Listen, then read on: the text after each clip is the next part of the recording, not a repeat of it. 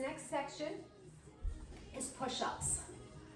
Okay, so I'm gonna do different variations of push-ups so that you can pick the one that you're ready for or you want to challenge yourself that day for, okay? So the first thing I'm gonna have you do is be on your knees, okay? And then from here, I want you to hinge from your hips and then place your hands back down on the floor, okay?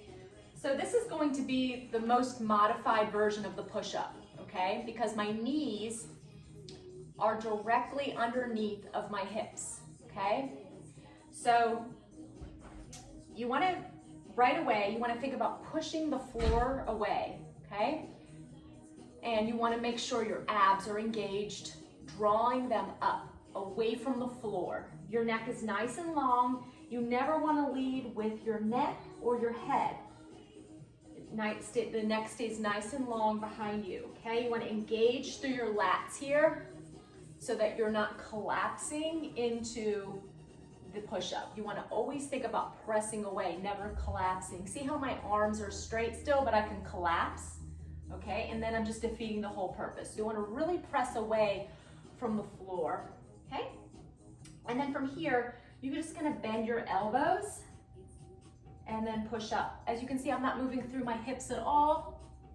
And I'm not like a woodpecker leading with my head or my nose and pushing. I'm still keeping my head in line and I'm just lowering my chest and pressing away, okay? So bend and press. All right, let's do a few more of those. Bend, press.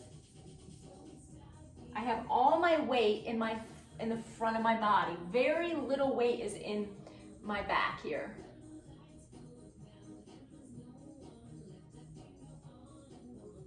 Good, exhale on the push. Let's do 4 more. 1, push. 2, push. 3, push. Last one. 4, and push. Okay, now from here, you can give yourself a little stretch by taking one arm and then just threading it through. It's a thread the needle stretch. And your hips will shift back just a little bit. And then you're gonna take the other side.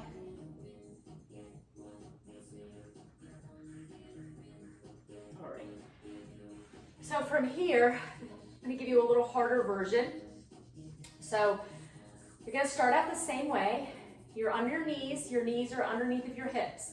You're gonna hinge forward, place your hands down on the floor.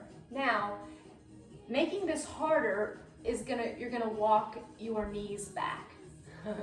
So my shins still stay down, but as you can see, I'm not here anymore. I'm back here. So when I go back there, it puts more work into my abs, okay?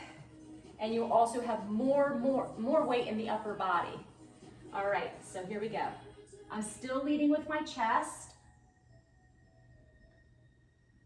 Okay, my abs stay lifted away from the floor. Exhale as you push. Inhale, exhale.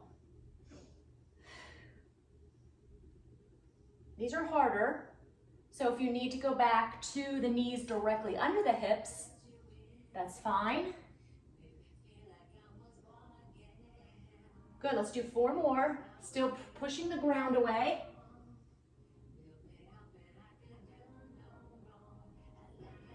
Good, and you can sit back, sit the hips back if you want. Okay.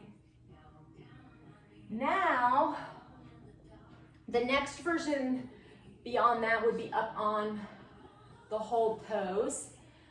So again, these are a lot harder.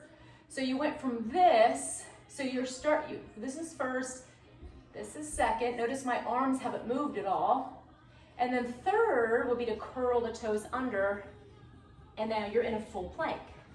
Now, not only does that put a lot more work into the core, it also puts more strain into the wrists.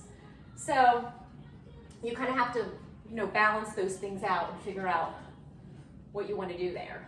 Because if you're going to be constantly thinking about your wrists, you can always use weights under your wrists, but So just to show you, you would come up into a full plank. And then your elbows bend and push. Again, I'm not leading with my head, I'm leading with my chest. It's hard, okay? So that is the progression of push-ups that you can do. So I'd recommend doing, 10 push-ups.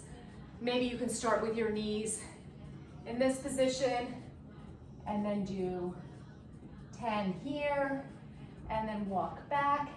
It's all about the form, right?